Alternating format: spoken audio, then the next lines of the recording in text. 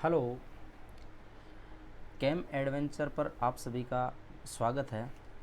Student, आज अपन जो RPSC first grade school lecturer की वैकेंसी आई है उससे रिलेटेड अपन आज कुछ एस्पेक्ट जानेंगे जो अपने सिलेबस से रिलेटेड हैं, और सिलेबस के अलावा भी अपन आज एक चैप्टर स्टार्ट करेंगे केमिस्ट्री सब्जेक्ट से।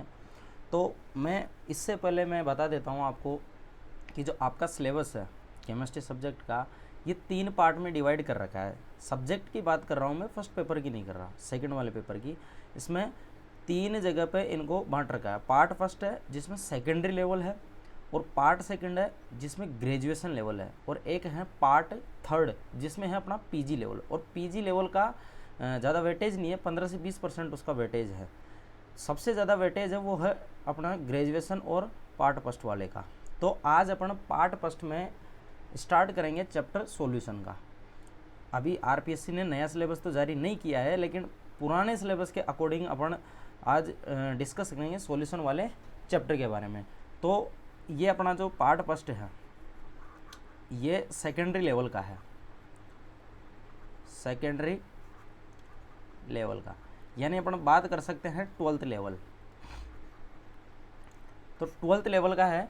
तो इसमें जो अपना चैप्टर है कौन सा, सॉल्यूशन का, ये अपन बात करें विलीन की।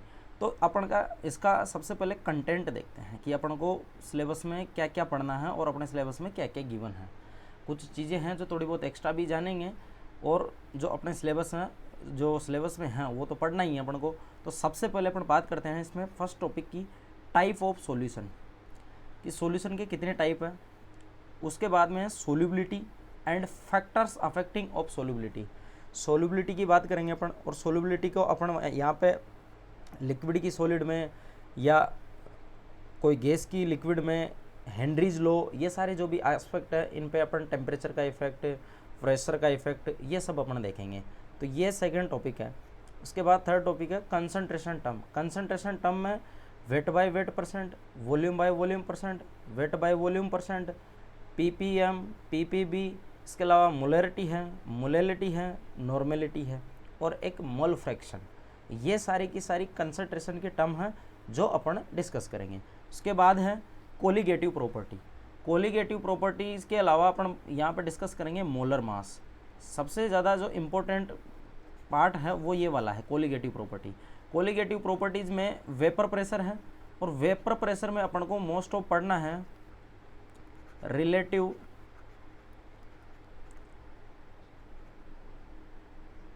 लोअरिंग इन वेपर प्रेशर, एक तो ये पढ़ना है। इसके अलावा बॉइलिंग पॉइंट है, तो बॉइलिंग पॉइंट में अपन को पढ़ना है एलिवेशन इन बॉइलिंग पॉइंट। उसके बाद मेल्टिंग पॉइंट है, या अपन बात कर सकते हैं यहाँ पे फ्रीजिंग पॉइंट की। मेल्टिंग पॉइंट नहीं बोल के ज़्यादा उचित रहेगा, अपन यहाँ पे बोलें फ्रीजिंग पॉइंट। तो अगर मैं बात करूँ यहाँ पे इसकी,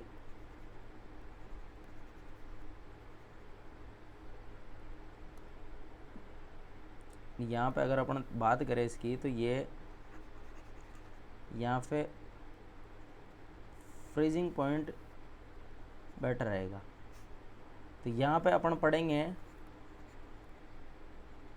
deflation in freezing point, depression in freezing point यहाँ पे अपन को डिस्कस करना। उसके बाद में है ओस्मोसिस और osmotic pressure.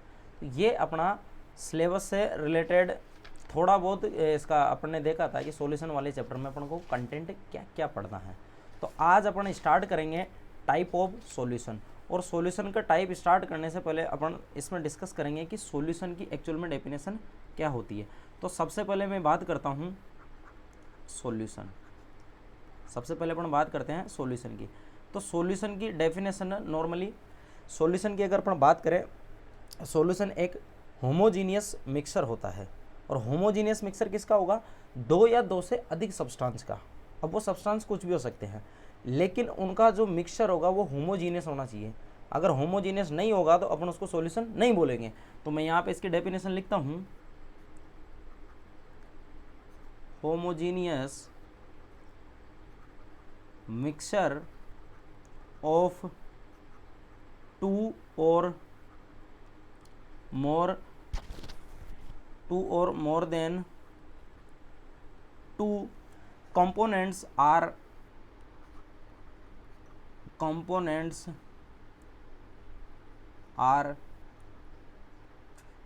known as solution। तो सॉल्यूशन की डेफिनेशन अगर देखें तो क्या होगी, homogeneous mixture of two or more than two components are known as solution. दो या दो से अधिक होमोजेनियस अगर मिक्सचर होगा किसी सब्सटेंस का तो उसको अपन सॉल्यूशन बोलेंगे। तो सॉल्यूशन अगर मैं यहाँ पे बात करूँ तो सॉल्यूशन ये बनेगा सोल्यूट प्लस सॉल्वेंट से, सोल्यूट प्लस सॉल्वेंट से। तो यहाँ पे अगर मैं बात करूँ सोल्यूट की, अगर मैं बात करता हूँ यहाँ पे सोल्यूट की, तो सोल्यूट की अगर अपन डेफिनेशन देखें तो सोल्यूट की डेफिनेशन क्या होगी, those substance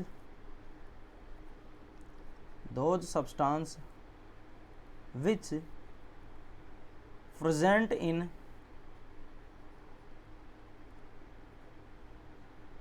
lesser amount,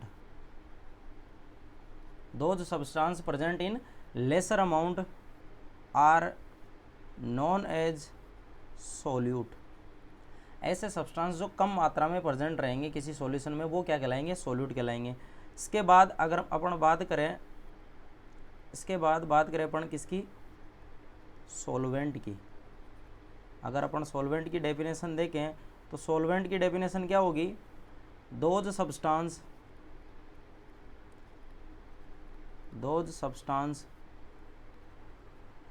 which present in larger amount are called solvent। Solution में जो लार्जर अमाउंट में या एक्सेस में प्रेजेंट रहेगा उसको अपन क्या बोलेंगे, सॉल्वेंट बोलेंगे। अब यहाँ पे अपन एक एग्जाम्पल की बात करते हैं नॉर्मली, जैसे एग्जाम्पल है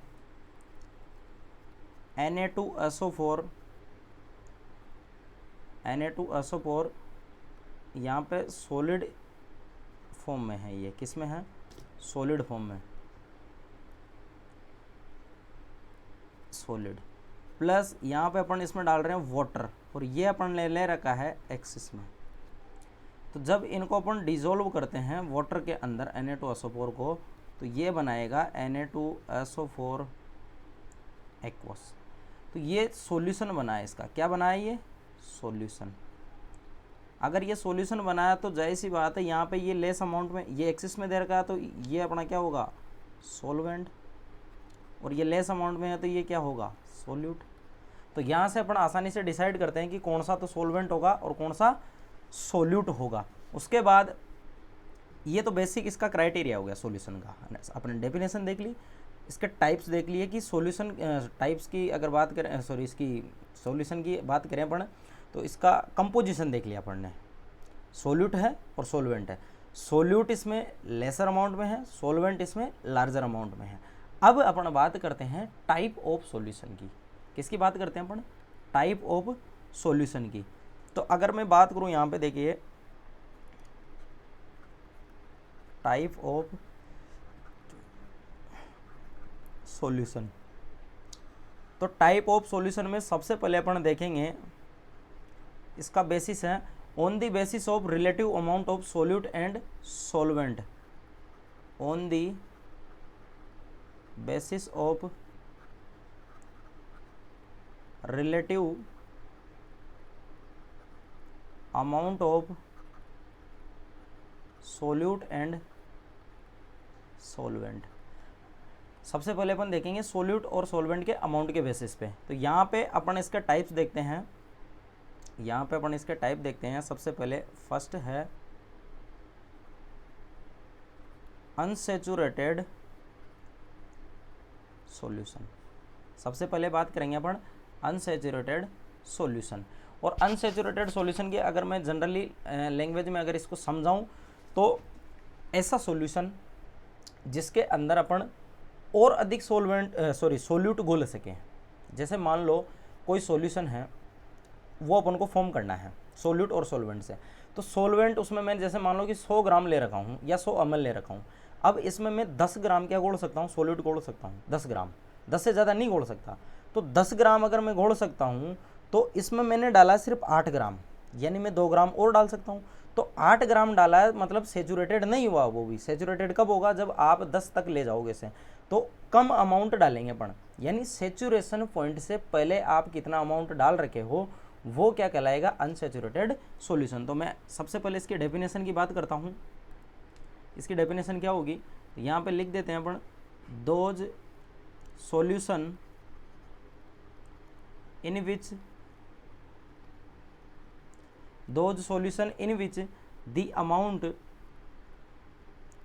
the amount of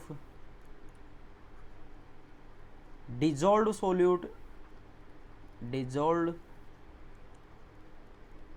solute is less than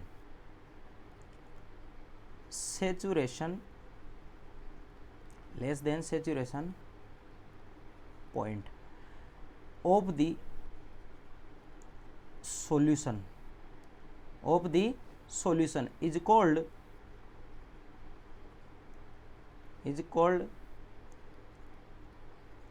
unsaturated solution। वो क्या कहलाएगा, अनसेचुरेटेड सॉल्यूशन कहलाएगा। तो अनसेचुरेटेड सॉल्यूशन के लिए स्टूडेंट यहाँ पे एक कंडीशन होती है, KSP is greater than KIP। अभी मैं यहाँ पे बात कर रहा हूँ इनकी कि KSP और KIP क्या होता है। इनके डेफिनेशन के बाद मैं तुम्हें ब्रीफली समझा दूंगा। ये थोड़ा सा इक्विलिब्रियम से रिलेटेड चैप्टर है अपना, जहाँ पे अपना आयनिक इक्विलिब्रियम पढ़ते हैं। आयनिक इक्विलिब्रियम में वहाँ पे अपन पढ़ते हैं सोल्युबिलिटी प्रोडक्ट और एक आयनिक प्रोडक्ट। तो मैं यहाँ लिख देता हूँ, KSP का मतलब तो होता है सोल्युबिलिटी प्रोडक्ट, और KIP का मतलब होता है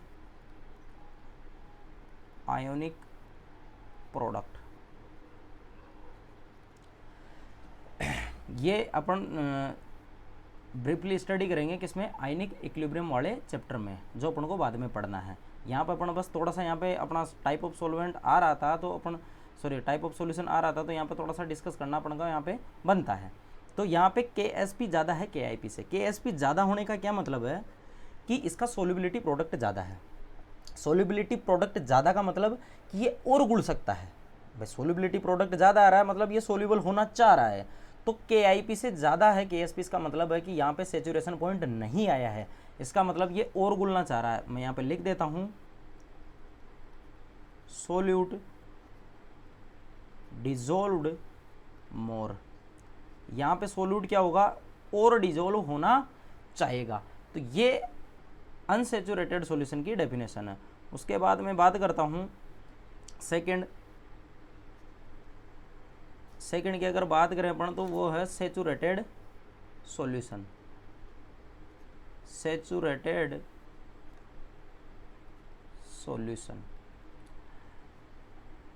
तो सेचुरेटेड सॉल्यूशन की अगर मैं डेफिनेशन दूँ, उससे पहले मैं आपको समझाना चाहूँगा कि ये इसकी डेफिनेशन अपन किस तरीके से निकालेंगे।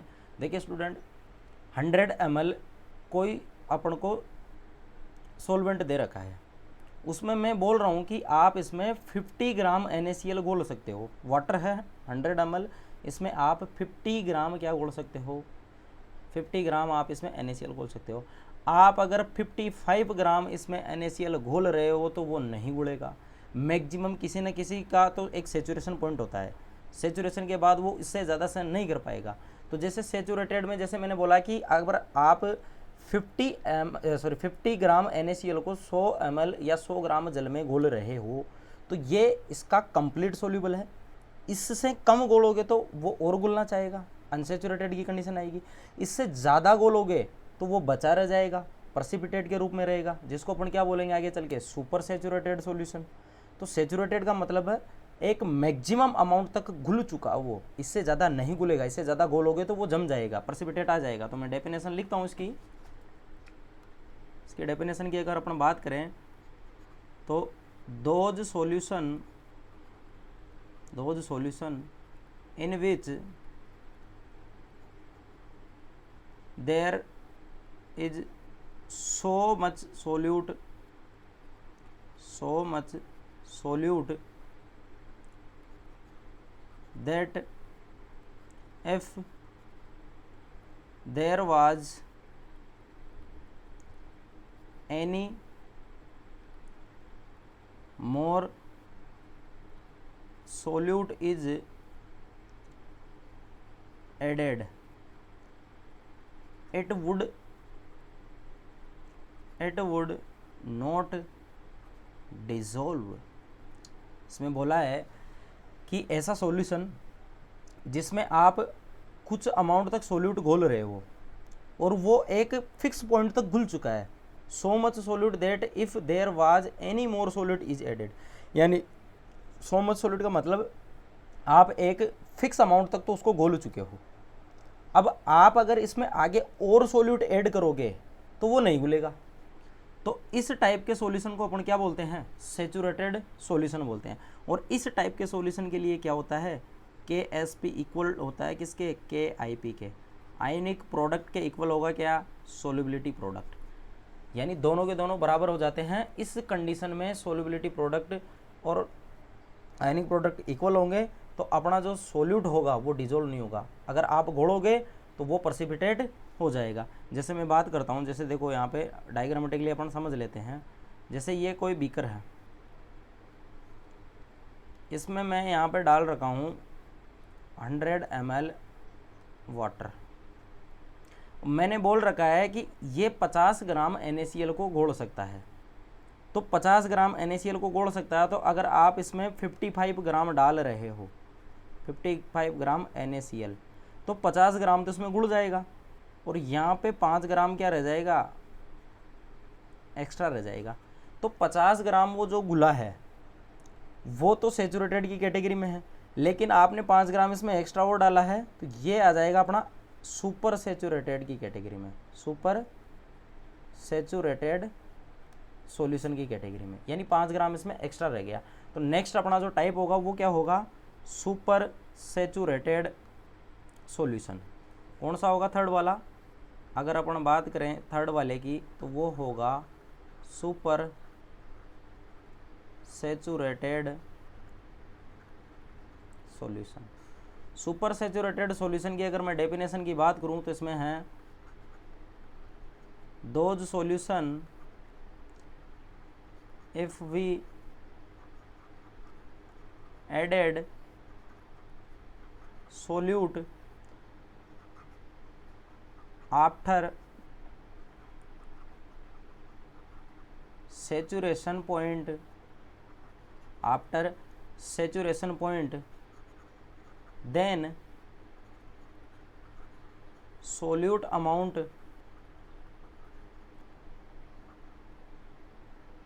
as it is remain.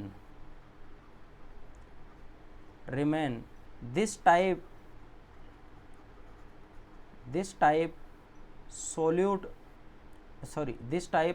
solution is called super saturated solution. यानी इसकी डेफिनेशन क्या होगी कि ऐसा सॉल्यूशन जिसके अंदर आप सैचुरेशन पॉइंट से ज़्यादा सोल्यूट डाल रहे हो तो वो नहीं घुलेगा। अभी मैंने जस्ट बताया था NaCl का एग्जांपल लेके कि आप 100 ml जल में 50 ग्राम NaCl घोल सकते हो, 55 घोल दोगे तो 5 बच जाएगा। तो वो 5 बचा है ना, वो सुपर सैचुरेटेड सॉल्यूशन का केस है। तो सुपर सैचुरेटेड सॉल्यूशन में ऑलवेज प्रेसिपिटेशन आएगा। तो यहाँ पे लिख देता हूँ मैं, in this type solution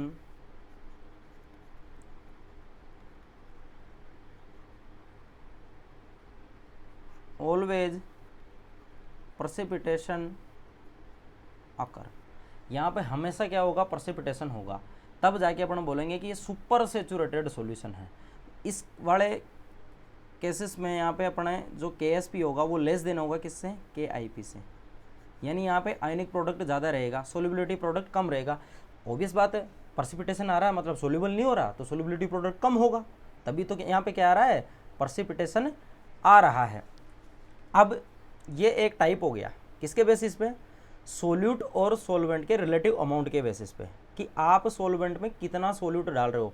तो यहाँ पे मैं इनको ब्रीफली समझा देता हूँ। जैसे देखो यहाँ पे अपन, जैसे देखो ये सोल्यूट है और ये सोलवेंट है, और यहाँ पे अपन को सॉल्यूशन चाहिए। तो यहाँ से सोल्यूट अगर मैं बात करूँ सोल्यूट की, तो ये जो सोल्यूट है, जैसे मैंने मान रखा है, एज्यूम करना आप कि 10 ग्राम पर 100 ml ग्लूकोज सोल्यूबिलिटी, ये अपन को गिवन है। यानी 100 ml में सिर्फ 10 ग्राम ही अपन ग्लूकोज घोल सकते हैं। ध्यान रखना, 10 से ज़्यादा घोलोगे तो बच जाएगी, कम घोलोगे तो और घुलना चाहेगा।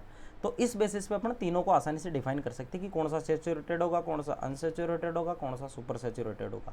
तो ये चीज़ याद रखना, 10 ग्राम है जो 100 ml में घुलता है, इससे ज़्यादा नहीं घुलता। तो मैं यहाँ पे ले रहा हूँ सोल्यूट, वही ग्लूकोज है अपना, है ना, यहाँ पे ग्लूकोज सोल्यूट है, और सोलवेंट अपन यहाँ पे वाटर ले रहे हैं, और यहाँ पे सोल्यूट क्या है, C6H12O6 ग्लूकोज है। तो यहाँ पे मैं ले रहा हूँ जैसे 7 ग्राम मैंने ले लिया, और वाटर अपना 100 ml। तो जो सॉल्यूशन बनेगा वो कौन सा बनेगा, अनसैचुरेटेड। कौन सा बनेगा, अनसैचुरेटेड सॉल्यूशन। यानी आप इसमें 3 ग्राम और घोल सकते हो, क्योंकि उसकी सोल्युबिलिटी कितनी है, 10 ग्राम पर 100 ml। तो ये अनसैचुरेटेड का है, मतलब ये और घुलना चाहेगा। अपन यहाँ क्या कर सकते हैं, प्लस के 3 ग्राम ऐड कर सकते हैं। यहाँ पे 3 ग्राम क्या कर सकते हैं अपन, ऐड कर सकते हैं। अगर मैं बात करूँ यहाँ पे 10 ग्राम 100 ml, ये कंप्लीट डिजोल्व हो जाएगा ना। तो ग्लूकोज, यहाँ पे ग्लूकोज का कोई भी एक पार्टिकल ऐसा नहीं रहेगा कि वो बिना घुला हुआ है, कंप्लीट होमोजीनियस दिखेगा अपन को सारा का सारा। तो यहाँ पे जो सॉल्यूशन होगा वो कौन सा होगा, सैचुरेटेड सॉल्यूशन। इसके अलावा मैं बात करूँ कि यहाँ पे मैंने 12 ग्राम 100 ml में डिजोल्व कर दी, तो यहाँ पे जो सॉल्यूशन होगा वो होगा super saturated solution. Super saturated क्यों रहेगा, क्योंकि इसमें से 2 ग्राम होगी ना, वो पीपीटी के रूप में रहेगी, यानी 2 ग्राम डिजोल्व नहीं होगी, नॉट डिजोल्व कंडीशन में रहेगी। तो यहाँ से अपन को सारी चीज़ें आसानी से समझ में आती है कि किस टाइप से सोल्यूट के अमाउंट के बेसिस पे इनको डिवाइड कर रखे हैं, अनसैचुरेटेड, सैचुरेटेड और सुपर सैचुरेटेड। उसके बाद नेक्स्ट है सेकंड टाइप। यहाँ पे अपन बात करते हैं सेकंड टाइप की। तो type of solution on the basis of constituent, type of solution on the basis of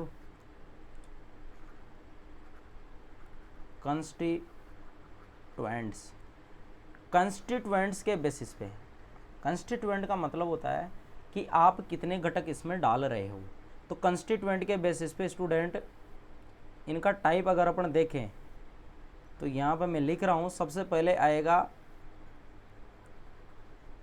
binary solution. Binary solution का मतलब होता है कंटेन 2 कंपोनेंट। इसमें 2 कंपोनेंट होंगे, सिर्फ सोल्यूट और सोलवेंट, 2 ही कंपोनेंट होंगे। तो ये अपना कहलाएगा बाइनरी सॉल्यूशन, और यही अपने सिलेबस में दे रखा है। 12th लेवल की अगर बात करें अपन, सेकेंडरी लेवल की, तो अपने बाइनरी सॉल्यूशन ही कोई ही 9 टाइप्स में डिवाइड कर रखा है, जो अपन आगे चल के अभी डिस्कस करेंगे। इसके अलावा सेकेंड यहाँ पे है ट्राइनरी सॉल्यूशन। इसमें है कंटेन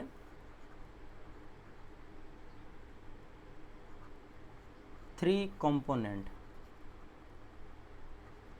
ये 3 कंपोनेंट को कंटेन करेगा। इसके अलावा मैं बात करूं ट्राइनरी के बाद में क्वार्टनरी सॉल्यूशन। क्वार्टनरी सॉल्यूशन या इसको टेट्रानरी में अपन बोल सकते हैं, कंटेन 4 कंपोनेंट,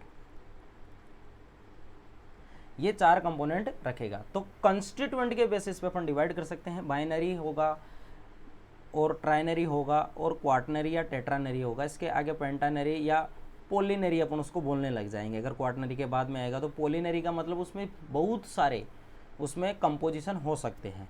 तो ये था on the basis of constituent. अपन को बाइनरी वाला ये पढ़ना है, ये अपने सिलेबस में है, binary solution. Trinary solution generally काम में आता है ये फेज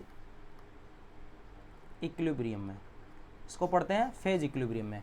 और फर्स्ट ग्रेड स्कूल लेक्चरर में फेज इक्विलिब्रियम में ट्राइनरी सिस्टम नहीं है, ये नेट गेट जेआरएफ का टॉपिक है। ये किसका है? नेट गेट, इनसे रिलेटेड है, या फिर टीआईएफआर है। इनमें ये कंपोजिशन रखता है, ये अपने सिलेबस में थोड़ा सा वेटेज रखता है ट्राइनरी सॉल्यूशन वाले। ये प्रैक्टिकल भी अपन वहाँ पे करते हैं नॉर्मली, जब ग्रेजुएशन में तो नहीं करते, लेकिन पीजी में इसका प्रैक्टिकल भी होता है 3 कंपोनेंट सिस्टम का। तो ये दूसरा अपने टाइप हो गया। बाइनरी अपन को डिटेल में पढ़ना है सारा का सारा। उसके बाद मैं बात करूँ अगर यहाँ पे तीसरा टाइप, अगर मैं बात करूँ तीसरे टाइप की, तो वो हो जाएगा type on the basis of, ये हो जाएगा अपना type on the basis of, on the basis of solute amount और सोलवेंट अमाउंट। यहाँ पे या तो सोल्यूट का अमाउंट देखेंगे या सोलवेंट का देखेंगे। आई बात समझ में? दोनों के बेसिस पे अपन यहाँ पे डिफाइन कर सकते हैं। तो इनके बेसिस पे अगर अपन डिफाइन करेंगे तो यहाँ पे सॉल्यूशन 2 टाइप से होगा। एक तो होगा डाइल्यूटेड सॉल्यूशन, एक होगा कंसंट्रेटेड सॉल्यूशन। डाइल्यूटेड सॉल्यूशन और एक होगा कंसंट्रेटेड सॉल्यूशन, यानी एक होगा तनु विलयन, एक होगा सांद्र विलयन। डाइल्यूटेड सॉल्यूशन की अगर मैं बात करूं तो डाइल्यूटेड सॉल्यूशन ये कैसे डिसाइड होगा? ये डिसाइड होगा if solute present in less amount, if solute present in less amount, अगर सोल्यूट लेस अमाउंट में प्रेजेंट होगा तो अपन बोलेंगे इसको डाइल्यूट सॉल्यूशन। क्या बोलेंगे इसको? डाइल्यूटेड सॉल्यूशन बोलेंगे। या फिर सोल्यूट कम हो सकता है, या फिर मैं यहाँ पे अगर बात करूँ इसके सॉल्यूशन की, अगर मैं बात करूँ सॉल्यूशन में सॉल्वेंट वाले पार्ट की, तो सोलवेंट क्या होगा इसमें? सोलवेंट यहाँ पे अगर डाइल्यूट करना है तो लार्जर अमाउंट में रहना चाहिए, लार्जर अमाउंट। देखिए स्टूडेंट, डाइल्यूट सॉल्यूशन की डेफिनेशन 2 तरीके से दी जाती है। या आप यहाँ पे सॉल्यूशन में सोलवेंट का अमाउंट फिक्स कर दो, फिर सोल्यूट को बार इसमें डाल के चेंज करो। जैसे देखो मैं यहाँ पे डायग्रामेटिकली समझाता हूँ। यहाँ पे मैंने 100 ml वाटर ले रखा है, यहाँ पे भी मैंने 100 ml वाटर ले रखा है। मैंने एक में डाला है यहाँ पे 5 ग्राम NaCl और दूसरे में मैंने डाला है 10 ग्राम NaCl। तो इसमें मैंने 5 ग्राम NaCl डाला है तो इसका लेस अमाउंट है, तो ये डाइल्यूटेड होगा, और जिसमें ज़्यादा है ये कंसंट्रेटेड होगा। तो आप यहाँ पे सोल्यूट के अमाउंट को कंट्रोल करते हुए यहाँ पे डिसाइड कर सकते हो कि कौन सा डाइल्यूट होगा, कौन सा कंसंट्रेटेड होगा। तो यहाँ से आसानी से डिसाइड हो जाता है कि ये डाइल्यूट सॉल्यूशन है। फिर मैं दूसरा यहाँ पे केस लेता हूँ इसी में कि मैंने यहाँ पे अगर मैं बात करूँ इस पे, अगर अपन बात करें इसकी, तो यहाँ पे देखो जैसे मैंने यहाँ पे डाल रखा है 100 ml और मैंने यहाँ पे ले रखा है अब 50 ml, जबकि मैं यहाँ पे अमाउंट है ना वो फिक्स कर रखा हूँ। यहाँ पे 5 ग्राम है यहाँ पे भी 5 ग्राम है। तो आप देखोगे जहाँ पे सोलवेंट ज़्यादा रहता है, सोल्यूट फिक्स कर दिया अपन ने, अब सोल्यूट को चेंज नहीं कर रहे, जहाँ पे सोल्यूट फिक्स है और सोलवेंट का अमाउंट चेंज कर रहे हैं, सोलवेंट ज़्यादा है तो ज़्यादा सोलवेंट जिसका होगा वो डाइल्यूट सॉल्यूशन होगा, डाइल्यूट सॉल्यूशन। सोल्यूट के केसेस में तो सोल्यूट कम होगा तो डाइल्यूट होगा, सोलवेंट के केसेस में सोलवेंट ज़्यादा होगा तो डाइल्यूट होगा। ऐसे ही मैं कंसंट्रेटेड की बात करूं तो यहाँ पे क्या होगा, if solute present in larger amount, solute किस में प्रेजेंट होगा, लार्जर अमाउंट में। या फिर मैं बात करूं यहाँ पे सोलवेंट की, तो सोलवेंट है ना ये लेसर अमाउंट में रहेगा, लेसर अमाउंट, रिवर्स है एक दूसरे के दोनों। देखो यहाँ पे सोलवेंट लार्जर में था, यहाँ पे सोलवेंट किस में आ गया, लेसर अमाउंट में आ गया। तो मैं यहाँ इसको भी डायग्रामेटिकली समझा देता हूँ। यहाँ पे देखो जैसे मैंने ले रखा है, एक में 5 ग्राम और एक में मैंने ले रखा है 10 ग्राम, और यहाँ पे मैंने फिक्स कर रखा है 100, यहाँ पे मैंने फिक्स कर रखा है 100 ml। तो जिसमें सोल्यूट का अमाउंट ज़्यादा है तो वो क्या होगा, कंसंट्रेटेड, कंसंट्रेटेड सॉल्यूशन। और अगर मैं बात करूँ यहाँ पे दूसरे केसेस की सोलवेंट के बेसिस पे, तो सोलवेंट के बेसिस पे देखो मैंने यहाँ पे ले लिया एक में 100 ml, एक में मैंने ले लिया 50 ml। अब मैं यहाँ पे सोल्यूट फिक्स कर रखा हूँ 5 ग्राम और यहाँ पे भी फिक्स कर रखा हूँ 5 ग्राम। तो मैंने बोला कि जहाँ पे सोलवेंट का अमाउंट कम रहेगा सोल्यूट फिक्स होना चाहिए। अब सोलवेंट का अमाउंट जहाँ पे चेंज हो रहा है तो वहाँ सोल्यूट फिक्स रहना चाहिए। मतलब आप किसी एक चीज़ को निकाल रहे हो ना तो दूसरा फिक्स करना है अपन को। यहाँ पे जैसे इसको फिक्स किया था तो इसको चेंज कर रहे थे, अब यहाँ पे अपन को क्या करना है, इसको चेंज करना है ना, तो ये फिक्स रहेगा, ये वाला फिक्स है। तो यहाँ पे लेस अमाउंट सोलवेंट का कहाँ पे है, यहाँ पे, तो ये क्या होगा, कंसंट्रेटेड सॉल्यूशन होगा। ये क्या होगा, कंसंट्रेटेड सॉल्यूशन होगा। तो ये था on the basis of solute amount और सोलवेंट अमाउंट, डाइल्यूटेड सॉल्यूशन और कंसंट्रेटेड सॉल्यूशन। अब अपन बात करते हैं सॉल्यूशन का, जो अपना सिलेबस में दे रखा है बाइनरी सॉल्यूशन। अपने सिलेबस में कौन सा दे रखा है, बाइनरी सॉल्यूशन। तो अपन उसको पढ़ते हैं और एनसीईआरटी में इसका कंप्लीटली डिस्क्रिप्शन दे रखा है, तो यहाँ पे अपन उसको अच्छे से पढ़ना है। तो मैं यहाँ पे हेडिंग डाल रहा हूँ बाइनरी सॉल्यूशन। और बाइनरी सॉल्यूशन में मैं आपको बता देता हूँ, मैंने पहले भी बताया था कि इसमें 2 कंपोनेंट होते हैं, सोल्यूट और सॉल्वेंट। तो मैं यहाँ पे लिख देता हूँ it's classify on the basis of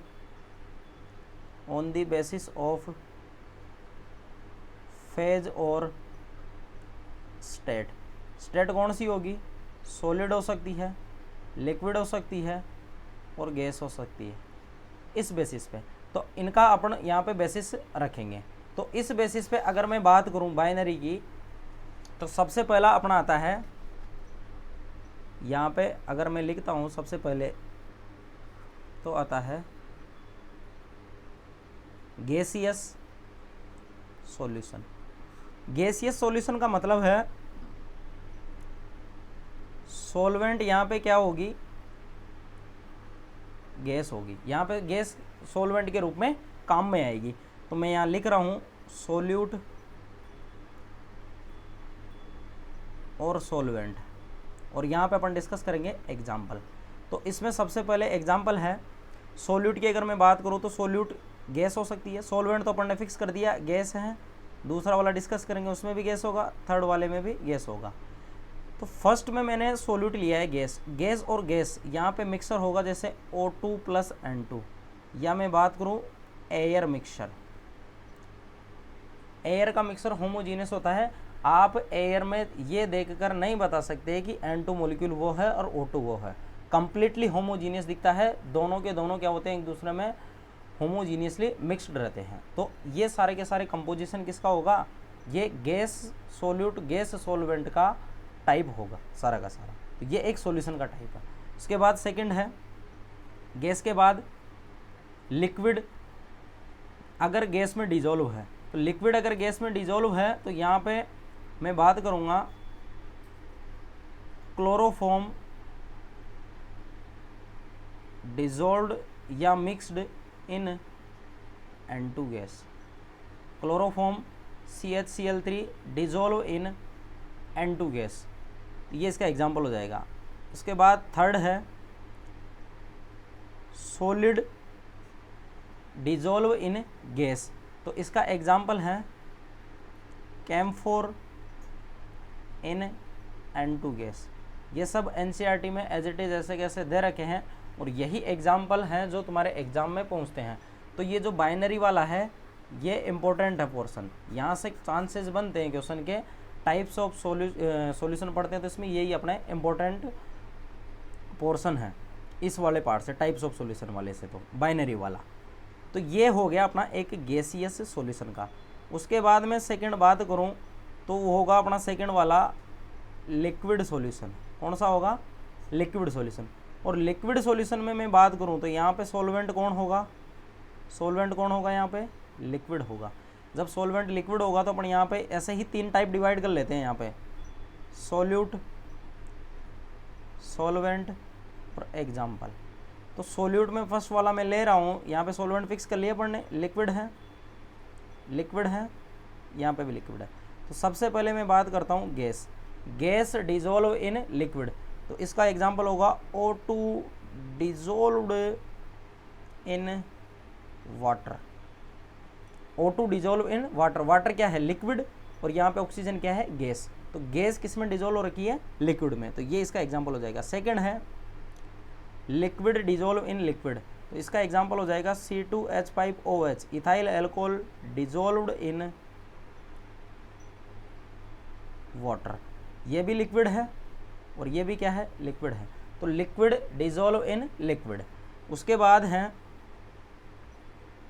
तीसरा, थर्ड वाला है, तो इसमें हो जाएगा अपना सॉलिड। सॉलिड किस में डिजोल्व हो रखा है? लिक्विड में डिजोल्व हो रखा है। तो ये जनरली अपन बोल सकते हैं glucose dissolve in water. Glucose solid होता है, वाटर लिक्विड होता है। और मैं बोल सकता हूँ NaCl डिजोल्व इन वाटर, तो ये भी सॉलिड होता है। तो ये टाइप्स हुआ अपना कौन सा? लिक्विड सॉल्यूशन का। किसका हुआ? लिक्विड सॉल्यूशन का। लिक्विड सॉल्यूशन का मतलब होता है यहाँ पे सॉल्वेंट क्या रहेगा? अपना लिक्विड रहेगा। तो सॉल्वेंट देखो मैंने यहाँ पे फिक्स कर रखा है लिक्विड, अपन इसको सॉल्यूट को चेंज कर सकते हैं।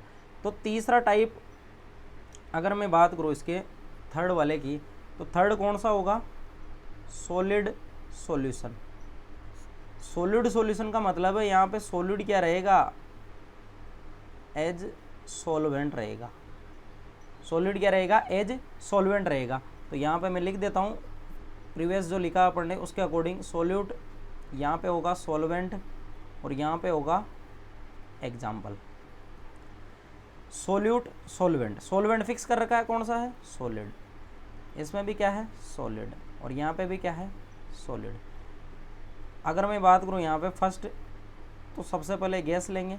गैस अगर सॉलिड में डिजोल्व है तो इसका एग्जाम्पल है, मोस्ट फेमस एग्जाम्पल है, आप इसको ऑर्गेनिक में भी पढ़ते हो, H2 gas adsorbed on PD PT Ni surface. इनके साथ ये डिजोल्व हो जाती है, एडजॉर्ब हो जाती है, जो अपन को होमोजीनियसली दिखती है। अपन पहचान नहीं पाते कि यहाँ पे H2 गैस एडजॉर्ब हो रखी है, तो वो सॉल्यूशन बना लेती है सॉलिड के साथ। और इनको अपन पढ़ते हैं कहाँ पे? रिडक्शन में। अपन रिडक्शन जब पढ़ते हैं वहाँ पे अपन को इसको पढ़ते हैं, वहाँ पे ऑर्गेनिक में। ऑर्गेनिक में जब अपन रिडक्शन की स्टडी करते हैं तो वहाँ पे इनका एप्लीकेशन पोर्शन देखते हैं। उसके बाद सेकंड है liquid dissolve in solid. Liquid dissolve in solid, इसका एग्जाम्पल हो जाएगा HgNa अम्लगम। HgNa अम्लगम। मरकरी सोडियम अम्लगम इसका बेस्ट एग्जाम्पल है। इसमें सोडियम सॉलिड फॉर्म में रहता है, मरकरी लिक्विड फॉर्म में रहता है। तो ये क्या है? सॉल्यूट है, ये क्या है? सॉल्वेंट है। तो जो अम्लगम बनता है उस अम्लगम में अपन अगर सॉल्यूशन की बात करें तो वो एक सॉलिड सॉल्यूशन का एग्जाम्पल है। और ये RPSC द्वारा पूछा गया था ये कब पूछा था? टेक्निकल एजुकेशन का जो एग्जाम हुआ था टेक्निकल एजुकेशन में, किसका? कॉलेज लेक्चर का। कॉलेज लेक्चर में ये पूछा था, ये वाला सोडियम अम्लगम वाला पूछा था कि ये किस टाइप का सॉल्यूशन है, यही पूछा था बस। आरपीएससी ने पूछा था, तो हो सकता है फर्स्ट ग्रेड में भी ऐसा ही वो पूछ ले, तो ये चीज़ इंपॉर्टेंट है, ये पूछ रखा है 2021 में पूछा है। उसके बाद थर्ड की अगर बात करें, सॉलिड में ही क्या हो रखा है? डिजोल्व हो रखा है। और सॉलिड ही क्या है? सॉल्यूटर। सॉलिड ही क्या है? सॉल्वेंट है। तो copper dissolve in AU metal, यानी कॉपर को आप मेल्ट करके AU के साथ डिजोल्व कर सकते हो, तो दोनों के दोनों सॉलिड फॉर्म में रहते हैं। आप पहचान नहीं सकते कि AU के अंदर या गोल्ड के अंदर कॉपर मिला रखा है। अपन बात करते हैं ना 24 कैरेट सोना, 22 कैरेट सोना, तो 22 कैरेट जो सोना होता है उसमें इम्प्योरिटीज़ रहती है, वो इम्प्योरिटीज़ इन्हीं की मिलाई जाती है, मिक्सिंग कॉपर की। तो ये अपन ने यहाँ पे आज डिस्कस किए हैं टाइप ऑफ सॉल्यूशन। और टाइप ऑफ सॉल्यूशन में अपन ने 3 टाइप्स देखे थे। अपन ने कौन कौन से देखे थे? 3 टाइप्स देखे थे। सबसे पहला देखा था अपन ने टाइप ऑफ सॉल्यूशन में on the basis of relative amount of solute and solvent, कि आप अमाउंट कितना कुछ डाल रखे हो, उस बेसिस पे अनसेचुरेटेड, सेचुरेटेड और सुपर सेचुरेटेड सॉल्यूशन है। फिर उसके बाद अपन ने देखा था type of solution on the basis of constituent. Constituent के बेसिस पे अपन ने देखा था binary solution, trinary solution, quaternary solution. इसमें से मैंने बताया है कि आप अपने जो सिलेबस में है वो है बाइनरी सॉल्यूशन, जहाँ पे 2 कंपोनेंट है, और वो 2 कंपोनेंट अपन ने अभी सारे के सारे डिस्कस कर लिए हैं। उसके बाद थर्ड वाला है type on the basis of solute amount और सॉल्वेंट अमाउंट। इसके बेसिस पे है डाइल्यूट सॉल्यूशन और कंसंट्रेटेड सॉल्यूशन। डाइल्यूट सॉल्यूशन 2 तरीके से ऑब्टेन कर सकते हैं, या तो आप सोल्यूट का अमाउंट कम कर दो या आप सॉल्वेंट का अमाउंट बढ़ा दो। कंसंट्रेटेड सॉल्यूशन भी 2 तरीके से ऑब्टेन कर सकते हैं, या तो आप सोल्यूट का अमाउंट बढ़ा दो या सॉल्वेंट का अमाउंट कम कर दो। जस्ट डाइल्यूट का उल्टा होता है कंसंट्रेटेड, ये अपन ने डिस्कस कर लिया। इसके बाद अपन ने बाइनरी सॉल्यूशन स्पेशली अलग से पढ़ा है, क्योंकि सिलेबस में मेंशन्ड है, सिलेबस में मेंशन कर रखा है इसको, और ये अपने एनसीईआरटी में भी एज इट इज ऐसा का ऐसा दे रखा है। तो ये बाइनरी सॉल्यूशन है, ये क्लासीफाई किया हुआ on the basis of phase और स्टेट। सबसे पहले अपन ने देखा गैसियस सॉल्यूशन। गैसियस सॉल्यूशन में सॉल्वेंट गैस के रूप में रहती है। गैस के रूप में जो अपना सॉल्वेंट है वो किसके रूप में रहता है? गैस के रूप में रहता है। तो यहाँ पे अपन ने देखो ये फिक्स कर दिया है, सारे के सारे सॉल्वेंट फिक्स है। अब सॉल्यूट चेंज हो रहे हैं। सॉल्यूट 3 टाइप से हो सकते हैं। सॉल्यूट गैस हो सकती है, लिक्विड हो सकती है, सॉलिड हो सकती है। तो गैस होगी तो एयर का मिक्सर हो जाएगा, लिक्विड गैस होगी तो chloroform dissolve in N2 gas हो जाएगी, सॉलिड गैस होगा तो कैम्फोर इन N2 हो जाएगी। कैम्फोर सॉलिड फॉर्म में रहती है, ये सॉलिड फॉर्म में रहती है, चॉकलेट की तरह दिखती है, वाइट कलर की रहती है चॉकलेट की तरह।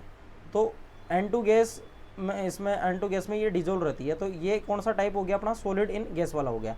लिक्विड का है, फिर सॉल्वेंट क्या होगा? लिक्विड होगा। तो सॉल्वेंट यहाँ पे देखो ये फिक्स कर रखा है लिक्विड। तो गैस लिक्विड का एग्जांपल हो जाएगा O2 dissolve in water. Liquid का हो जाएगा ethyl alcohol dissolve in water. Solid liquid का हो जाएगा ग्लूकोज डिजोल्व इन वाटर। इसके बाद लास्ट बचता है सॉलिड सॉल्यूशन। सॉलिड सॉल्यूशन में अपना जो सॉल्वेंट रहेगा वो क्या रहेगा? सॉलिड रहेगा। सॉल्वेंट अपन ने देखो यहाँ पे फिक्स कर दिया है ये। अब गैस और सॉलिड की मैं बात करूँ तो H2 gas adsorb on PT और निकल सरफेस, और ये रिडक्शन में काम में आता है अपना ऑर्गेनिक में। एप्लीकेशन पढ़ते हैं अपन यहाँ पे। लिक्विड सॉलिड में डिजोल्व हो रखी है, तो ये हो गया अपना अम्लगम। ये हो गया अपना अम्लगम, जिसमें अपन पढ़ते हैं सोडियम अम्लगम। सोडियम अम्लगम का मतलब होता है वहाँ पे अपन ने मरकरी उसमें डिजोल्व कर रखी है। आरपीएससी में ये क्वेश्चन पूछा गया है, और उसमें सीधा सीधा पूछा था कि अम्लगम है ना सोडियम वाला, वो किस टाइप का सॉल्वेंट है, या सॉरी किस टाइप का सॉल्यूशन है। तो आप सॉलिड सॉल्यूशन की कैटेगरी में उसको रखोगे। कौन सा है वो? Solid solution. उसके बाद सॉलिड, तो ये आ जाएगा कॉपर डिजोल्व इन AU। तो आज अपन ने डिस्कस की है यहाँ पे टाइप ऑफ सॉल्यूशन। कल जो नेक्स्ट अपनी क्लास होगी उसमें अपन डिस्कस करेंगे solubility and factors affecting of its, जो भी होंगे, जैसे टेम्परेचर है, प्रेशर है, और भी कोई फैक्टर होंगे, वो सारे के सारे अपन को डिस्कस करना है। तो बाकी का जो पोर्शन रहेगा अपन वो कल डिस्कस करेंगे। तब तक के लिए धन्यवाद।